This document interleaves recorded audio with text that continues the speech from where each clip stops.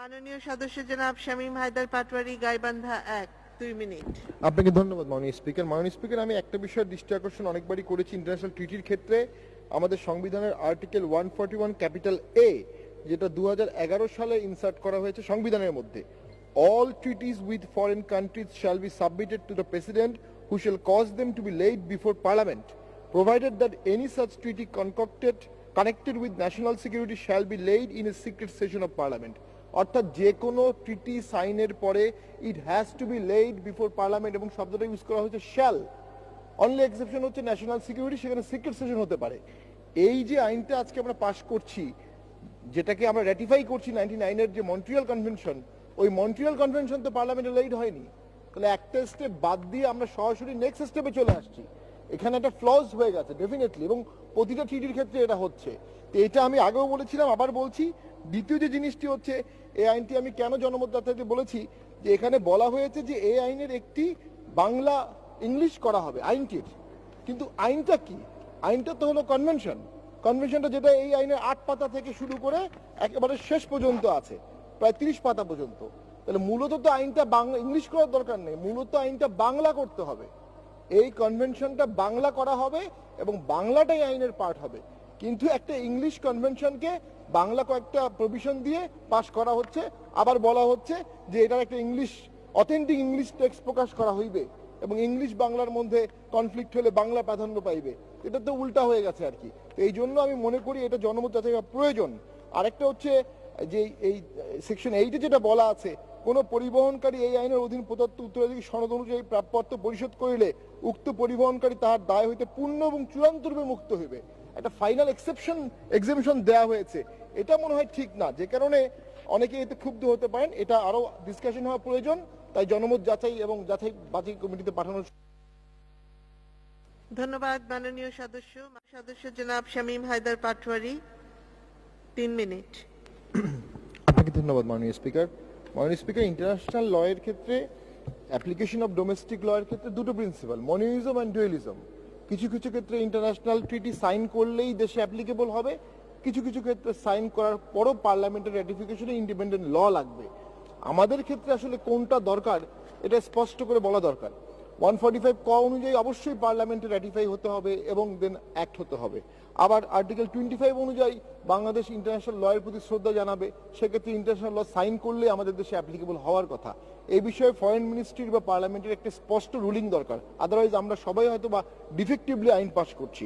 তো আমার সংশোধনী প্রথমেই সেটা হচ্ছে বিলের প্রস্তাবনা দফা শিরোনাম দফায় প্রথম পংক্তিতে, যেখানে পরিবহন সহ শব্দটির পরিবর্তে পরিবহনে যাত্রীর অধিকার ভোক্তার স্বার্থ সুরক্ষা ন্যায়সঙ্গত ক্ষতিপূরণ নিশ্চিতকরণ শব্দটা আমি অ্যাড করতে বলেছি। যাত্রী পরিবহন তো হচ্ছে, এটা নিয়ে কোনো কনভেনশনেরও দরকার নেই, এটা নিয়ে কোনো আইনেরও দরকার নেই। কিন্তু ওই যাত্রী পরিবহনে যারা যাত্রী তাদের অধিকার, তাদের ক্ষতিপূরণটা আমাদেরকে দেখা দরকার। আমার দ্বিতীয় প্রস্তাবটি হচ্ছে বিলের প্রস্তাবনা দফার দ্বিতীয় পংক্তিতে অবস্থিত আকাশপথে পরিবহনে একইভাবে আকাশপথে পরিবহনের শব্দাবলীর পরে যাত্রীর অধিকার শব্দাবলী সন্নিবিষ্ট, যাত্রীর অধিকারটাকে আমি সন্নিবিষ্ট করার জন্য প্রস্তাব করেছি মাননীয় স্পিকার। আমার পরের সংশোধনী হচ্ছে সিরিয়াল 29, এই সংশোধনীর 28। সেখানে বলা ছিল বিলের 2 দফার খ প্যারার পরে নতুন একটি গ প্যারা আমি সন্নিবেশিত করতে বলেছি, কারণ এখানে বিভিন্ন সময় নির্ধারিত শব্দটি এসেছে আইনে বিভিন্ন সময়, কিন্তু নির্ধারিত শব্দটির কোনো ব্যাখ্যা আমাদের ডেফিনিশন ক্লজে দেয়া নাই, যে কারণে আমি 2 এর খ এর পরে গ একটি নতুন ক্লজ এনে বলেছি নির্ধারিত অর্থ আইনে অধীন প্রণীত বিধি দ্বারা নির্ধারিত। এবং এরপরে আমার সিরিয়াল 34, বিলের 2 দফার ইয় প্যারার পরে নিম্নোক্ত চ প্যারাটি সন্নিবেশিত করা হোক, ব্যক্তি অর্থ ধারা 2 ঘ এ উল্লেখিত কোনো ব্যক্তি।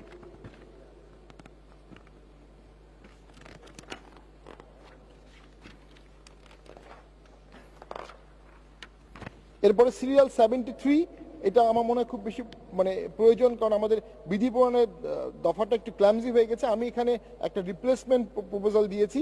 বিধি প্রণয়নের ক্ষমতা এই আইনের উদ্দেশ্য পূরণকল্পে সরকার সরকারি গেজেট প্রজ্ঞাপন দ্বারা এই আইনের সহিত অসঙ্গতিপূর্ণ না হয় এইরূপ বিধি প্রণয়ন করিতে পারিবে। দেন সিরিয়াল 75, সেখানে আমি এটা উইড্র করে নিচ্ছি, কারণ এখানে একটা রিপিলিং আইনের কথা বলেছিলাম, আমি পরে চেক করে দেখলাম এই আইনটা আগেই রিপিল হয়ে গেছে। আপনাকে ধন্যবাদ মাননীয় স্পিকার। ধন্যবাদ মাননীয় সদস্য জনাব শামীম হায়দার পাটোয়ারি গাইবান্ধা 2 মিনিট। আপনাকে ধন্যবাদ মাননীয় স্পিকার। মাননীয় স্পিকার, বলা হয় democracy has been hijacked by cheap populism. Exactly এই অর্ডিন্যান্সের ক্ষেত্রে তাই হয়েছে। ধর্ষণের ঘটনা ঘটছিল, সেখানে কিছু ছেলেপেলে আন্দোলন করলো, মাননীয় রাষ্ট্রপতি তাৎক্ষণিক একটা অর্ডিন্যান্স জারি করলেন, কোনো প্রয়োজন ছিল না। আমাদের আর্টিকেল 93 বলেছে যদি রাষ্ট্রপতি মহোদয় দেখেন যে সংসদ সেশনে নাই, সংসদ এক্সিস্ট করছে না, কিন্তু ইমিডিয়েট অ্যাকশন প্রয়োজন। কি ইমিডিয়েট অ্যাকশন এখানে হয়েছে? মৃত্যুদণ্ডের একটা ধারা নিয়ে আসছেন, যেটা কার্যকর হতে আরো 3-4 বছর লাগবে। এই আইনের প্রথম মৃত্যুদণ্ড কবে আদৌ হবে আমরা জানি না। তো এই একটি ধারা আনার জন্য অর্ডিন্যান্সটা আমি মনে করি এটা পার্লামেন্ট এক্সিস্ট করা অবস্থায় একটা নিষ্প্রয়োজন ব্যাপার ছিল, এটাকে ডিসকারেজ করা উচিত ছিল। আমরা আইন পাশ করে এটাকে এনকারেজ করছি। এবং শুভঙ্কর দাম ইন্ডিয়ার একজন ক্যামব্রিজ থেকে পিএইচডি করা ভদ্রলোক একটা বই লিখেছেন, প্রেসিডেন্সিয়াল লেজিসলেশন ইন ইন্ডিয়া। উনিও ওখানে দেখিয়েছেন ওয়ার্ল্ড ওয়াইড কিভাবে এভাবে পার্লামেন্টকে বাইপাস করার একটা সূত্রপাত সৃষ্টি হয় এই অর্ডিন্যান্স জারির মাধ্যমে। এই অর্ডিন্যান্সটা কমপ্লিটলি আননেসেসারি ছিল, প্রথম কথা। দ্বিতীয় কথা হচ্ছে এই আইনে একটি ভালো দিক আছে, সেটা হচ্ছে 11 গ আপোষযোগ্য করা হয়েছে, যেখানে যৌতুকের কারণে সামান্য মারামারি করা হলেই একটা মামলা হতো, সেটাকে আপোষযোগ্য করা হয়েছে। আমি এটাকে অত্যন্ত সাধুবাদ জানাই। মাননীয় স্পিকার, আমি যতটুকু মনে পড়ে আপনি রাইট টু লাইফের উপর পিএইচডি করেছিলেন, কমনওয়েলথ স্কলার ছিলেন, এবং আপনার সাথে আমার কিছুটা কাজ করার সুযোগ হয়েছিল। You are one of the finest constitutional lawyer. আমার জানা মতে আপনার ড্রাফটগুলো অসাধারণ ছিল, কিন্তু আপনার আমলেই বা আপনি স্পিকার থাকা অবস্থায় এই সংসদে মৃত্যুদণ্ড সম্বলিত সবচেয়ে বেশি আইন পাশ হচ্ছে। এটা দুঃখজনক। আমি এই কারণে বলবো, পৃথিবীর প্রায় 106টি দেশে ডেথ পেনাল্টি অ্যাবলিশ হয়ে গেছে, 29টা দেশে কাগজে কলমে মৃত্যুদণ্ড আছে কিন্তু কার্যকর হয় না। এবং আমাদের এই মৃত্যুদণ্ড আইনটা দিলেই যে সমস্যার সমাধান হবে তা না। রেপ নিয়ে একটা কম্প্রিহেন্সিভ আলোচনার প্রয়োজন ছিল, একটা সাইকোলজিক্যাল আলোচনার প্রয়োজন দরকার ছিল, ক্রিমিনোলজি, ভিক্টিমোলজি তাদের সাথে আলোচনা করার প্রয়োজন ছিল, এবং একটা ওয়াইড ডিসকাশনের পার্লামেন্টেও দরকার ছিল। মাননীয় 2 মিনিট মাননীয় স্পিকার। 1 মিনিট শেষ করবেন। জি, মাননীয় স্পিকার, তার মধ্যে একটা হচ্ছে ম্যারিটাল রেপ। ম্যারিটাল রেপ 1891 সালে হাউস অফ লর্ডস রিফিউজ করেছিল যে that cannot be any conception like marital rape. আবার 1991 সালে হাউস অফ লর্ডস বলেছে ম্যারিটাল রেপ হতে পারে। আমাদের দেশে ম্যারিটাল রেপ রিকগনাইজ করার সময় চলে আসছে। আমি আইনজীবী হিসাবে জানি অনেক স্ত্রী তার বাড়িতেই ধর্ষণের শিকার হয়। দ্বিতীয় হচ্ছে সেম সেক্সটা আমাদের আইনে রিকগনাইজ না, কারণ এই আইনে বলেই দিচ্ছে পুরুষ নারীকে ধর্ষণ করতে হবে। পুরুষ শিশুকে ধর্ষণ করলে কি হবে এই আইনটা কোথাও নাই। এটাও একটা নো ল সিচুয়েশন, সেটা আমাদের এখানে হচ্ছে না। নারী শিশু যেতে পারে। দ্বিতীয় যেটা ক্যারেক্টার এভিডেন্স, আমাদের নারী শিশুর এই মামলাগুলোতে ধর্ষণের ভিকটিম তিনি সবচেয়ে বেশি ভিকটিমাইজড হয় যখন তাকে ক্রস এক্সামিনেশন করা হয়। তার চরিত্র নিয়ে দ্বিতীয়বার তাকে ধর্ষণ করা হয় আদালতে, এবং সেখানে জজ সাহেবদের তাকিয়ে থাকা ছাড়া আইনগতভাবে আর কিছু করার সুযোগ নাই। সে বিষয়ে আমরা এখানে কোনো দিক নির্দেশনা। শেষ করবেন। 1 মিনিটে শেষ করছি। এই জিনিসগুলো আবার আরেকটি বড় একটি প্রবলেম হচ্ছে নারী শিশু আইনের এই ধর্ষণের মামলায়, ধর্ষণের যে সংজ্ঞা দেয়া আছে সেখানে সম্মতি ব্যতিরেকে শব্দটাই যথেষ্ট ছিল, তার সাথে যুক্ত করা হয়েছে প্রতারণামূলকভাবে। আমরা অসংখ্য মামলা পাই, 40 বছরের একটা মেয়ে বলছে আমাকে প্রতারণা করে ধর্ষণ করেছে, আমাকে প্রতারণা করে বিভিন্ন হোটেলে নিয়ে গেছে, বিয়ের প্রলোভন দেখেছে। এই প্রতারণা শব্দটা বাদ দেওয়া উচিত ছিল। 90% রেপের মামলা যেগুলো এই প্রতারণা দিয়ে আসে বেশিরভাগই ফলস হচ্ছে, এবং সেগুলো অনেক ক্ষেত্রে এক ধরনের জুডিশিয়ারিকে ইউজ করে চাঁদাবাজিও হয়ে থাকে। এর একটা সিন্ডিকেটও আছে বিভিন্ন জেলায়। তো আমি মনে করি ওই ব্যাপক জিনিসগুলোকে টাচ না করে মৃত্যুদণ্ড, ডিএনএ এবং ডিএনএ টেস্টটা নিয়েও আমি বলবো এখানে সংবিধানের ডাইরেক্ট ভায়োলেশনের ক্লজ আজকে এখানে আনা হয়েছে। তো এই প্রতারণার শব্দটা রয়ে যাচ্ছে, ম্যারিটাল রেপ নিয়ে কোনো আলাপ করা হচ্ছে না, এবং সবচেয়ে বড় যে প্রবলেমটা রয়ে যাচ্ছে বিচারকের স্বল্পতা, সেটারও কোনো সমাধান হচ্ছে না। এই সমস্ত বিরাজমান সমস্যাগুলো রয়ে একটা শুধু মৃত্যুদণ্ডের আইন পাশ করলে দেশে ধর্ষণ কমবে না, বরঞ্চ অন্যায় বাড়বে। ধন্যবাদ মাননীয় সদস্য জনাব শামীম হায়দার পাটোয়ারি 3 মিনিট। ধন্যবাদ মাননীয় স্পিকার। মাননীয় স্পিকার, নারী কি কখনো পুরুষকে ধর্ষণ করতে পারে? এরকম একটা অপরাধ কৌটিল্য অর্থশাস্ত্রে বলা আছে। তো আমি যেটি কথা বলবো প্রথমেই, আমাদের দেশের এই মামলাগুলোর সবচেয়ে বড় সমস্যা হচ্ছে বিচারকের স্বল্পতা। 18,000, আমি একটু সময় বেশি নিব, 18,000 বিচারক আমাদের প্রয়োজন। মাননীয় প্রধানমন্ত্রী গত সপ্তাহে একটা মন্তব্য করেছেন যে মামলার এই জটগুলো কিভাবে নিরসন করা যায়। প্রথমেই বিচারকের সংখ্যা বাড়াতে হবে, এর কোনো বিকল্প নেই। এটা ছাড়া আর কোনোভাবেই এই সমাধান করা যাবে না।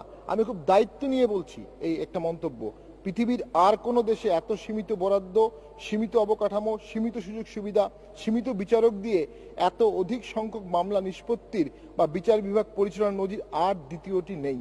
বিচারকের সংকটে ন্যায় বিচারের আহাজারি, একদম বাস্তব সত্য কথা। কখনো যদি খোলাফায়ে রাশিদিন হয়ে যান, আপনি অ্যাসিস্ট্যান্ট জাজের কোর্টে যাবেন, তার খাস কামরায় যাবেন, দেখবেন কত দুর্বিষহ অবস্থার মধ্যে তারা অনেকে কোর্টে থাকছে। অনেক কোর্টে এসি নাই, আবার লাগানো হচ্ছে, মাননীয় আইনমন্ত্রী অনেক কাজ করছেন, কিন্তু অনেক স্লো হচ্ছে। বিচারকের নিয়োগ না করা হলে আমাদের এই জাস্টিস ডেলিভারি সিস্টেম সম্পূর্ণ ভেঙে পড়ার উপক্রম হচ্ছে। মাননীয় স্পিকার, এরশাদ স্যার উপজেলা পরিষদ করলেন, বিএনপি গভর্নমেন্ট দুইবার সেটা বাতিল করলেন উপজেলা, এবং আমাদের বর্তমান সরকার দুইবার এটাকে রিভাইভ করেছেন, এবং সিরাজুল আলম খান সেই সময়ও বলেছিলেন যে এটা একটা যুগান্তকারী পদক্ষেপ। কিন্তু মুশকিলটা হয়ে গেছে, উনি যে উপজেলা আদালতটি করেছিলেন সেই আদালতটি উপজেলার ফিরে যায়নি। ওনার সময় যতগুলো উপজেলা করা হয়েছিল প্রত্যেকটা উপজেলা আদালত ছিল, প্রত্যেকটা উপজেলা আলাদা কোর্ট ছিল, আলাদা জাজ ছিল। এখন প্রবলেম হচ্ছে সেই উপজেলা কোর্টটা চলে গেছে জেলায়। এখন একটা জেলায় দেখা যাচ্ছে 8টা উপজেলা, কিন্তু ওই মামলাগুলো পরিচালনার জন্য জাজ আছে মাত্র 4 জন। এর পাশাপাশি অন্তত 25 থেকে 30 ধরনের কোর্ট করা হয়েছে, একই আদালত দিয়ে বারবার এই কোর্টগুলো পরিচালনা করা হচ্ছে, যে কারণে অবশ্যই অতি সত্বর বিচারকের সংখ্যা বাড়াতে হবে। তা না হলে আমরা এই ধরনের কোনো আইন করে কোনো সুফল পাবো না। আমি আমার এই সংশোধনী প্রস্তাবের মধ্যে 4 নং দফা, 5 নং দফা, আমার তালিকার মধ্যে 4, 5, 11 এগুলো ছোট ছোট সংশোধনী, 4, 5, 11, 24 এবং 25, 23 এই সংশোধনী তালিকার এইগুলো আমি টেবিল উত্থাপন করলাম। আমি একটি বিষয় নিয়ে খুব জোর দিয়ে বলবো, 26 ইয়াতে আমি যেটি বলেছি, বিলের 7 দফায় প্রস্তাবিত ধারা 32-এর কয়ের 3য় পংক্তিতে অবস্থিত সম্মতি থাকুক বা না থাকুক শব্দাবলী ও কমা বর্জন করা হোক। এইটা আমি কেন বলেছি, এর পিছনে আমার যৌক্তিক কারণ আছে। 32-এর ক ধারা, যেটি এই সংশোধনী আইনে বলা হয়েছে, অভিযুক্ত ব্যক্তি বা অপরাধের শিকার ব্যক্তির ডিএনএ পরীক্ষা, এই আইনের অধীন সংঘটিত অপরাধে অভিযুক্ত ব্যক্তি বা অপরাধের শিকার ব্যক্তির ধারা 32-এর অধীন মেডিকেল পরীক্ষা ছাড়াও 1 মিনিট উক্ত ব্যক্তির সম্মতি থাকুক বা না থাকুক, সম্মতি থাকুক বা না থাকুক, ডিএনএ আইন এর বিধান অনুযায়ী ডিএনএ পরীক্ষা করিতে হবে। সম্মতি থাকুক বা না থাকুক কখনোই হতে পারে না, কারণ সংবিধানের আর্টিকেল 34 সাব আর্টিকেল 4-এ আপনি খুব ভালো মতো জানেন মাননীয় স্পিকার, একটা আমাদের ক্লজ বলা আছে, এবং সেটি হচ্ছে article 35 sub article 4, no person accused of any offence shall be compelled to be a witness against himself. আপনি আমার বিরুদ্ধে এভিডেন্স আমার কাছ থেকে নিতে পারবেন না, এটা প্রসিকিউশনের দায়িত্ব, প্রসিকিউশন টেস্ট করবে। কিন্তু আমার সম্মতি ছাড়া যদি জোর করে আমার কাছে দিয়ে নেন, এটা ক্যাটাগরিক্যালি আর্টিকেল 35 সাব আর্টিকেলের 4-এর মধ্যে সরাসরি আসবে, অ্যাট্রাক্ট হবে ডিএনএ এভিডেন্সে। ক্রিমিনাল ল অফ এভিডেন্সে তাই বলা আছে। দ্বিতীয় যেটি হচ্ছে, তবে হ্যাঁ এটা একটা সমাধানের আমি সূত্র দিয়েছি, যেটা ইংল্যান্ডেও আছে, যে কেউ যদি এরকম মেডিকেল এভিডেন্স দিতে নিষেধ করে বা মেডিকেল এভিডেন্স না দেয় তখন কি হবে। আমি সেজন্য 28 নম্বর সংশোধনী তালিকায় একটা প্রস্তাব 1 মিনিট 32 ক এর পরে 1 মিনিট মাননীয় স্পিকার, 1 মিনিট জি, বিলের 7 দফার প্রস্তাবিত 32 ক এর পরে নিম্নলিখিত শর্ত দফাটি সংযোজন করা হোক, যথা, যেমন আমি সম্মতিটা যদি বাতিল দেওয়া হয় ওই পার্টটা, তবে শর্ত থাকে যে কোনো অভিযুক্ত ব্যক্তি এবং অপরাধের শিকার ব্যক্তি ডিএনএ পরীক্ষার সম্মতি না দিলে আদালত সেই ক্ষেত্রে অপরাধ সংগঠন হওয়া বা না হওয়ার ক্ষেত্রে বিরূপ অনুমান অ্যাডভার্স ইনফারেন্স করিতে পারিবে। এক্স্যাক্টলি সিমিলার প্রভিশন ইংল্যান্ডে আছে, এবং আমি মনে করি সেখানে এই প্রভিশন দিয়েই তারা এই কনস্টিটিউশনাল ভারসাম্যটা করছে। একদিকে যেমন অ্যাকিউজকে জোর করে আপনি এভিডেন্স তার বিরুদ্ধে নিতে পারবেন না, আরেকদিকে আপনাকে ন্যায় বিচারের জন্য সায়েন্টিফিক এভিডেন্স লাগবে। কিন্তু যৌক্তিক ক্ষেত্রে কেউ যদি সায়েন্টিফিক এভিডেন্স ডিনাই করে, তাহলে আদালত সেখানে অ্যাডভার্স ইনফারেন্স ড্র করে বলতে পারবে যে সে এখানে ডিনাই করেছে। এটা করা হলে আমার মনে হয় সাংবিধানিক ভারসাম্য রক্ষা হবে। আদারওয়াইজ আমি মনে করি এটা স্ট্রাইক ডাউন হওয়ার মতো একটা প্রভিশন পাস হয়ে যাচ্ছে। আপনাকে ধন্যবাদ মাননীয় স্পিকার। ধন্যবাদ মাননীয়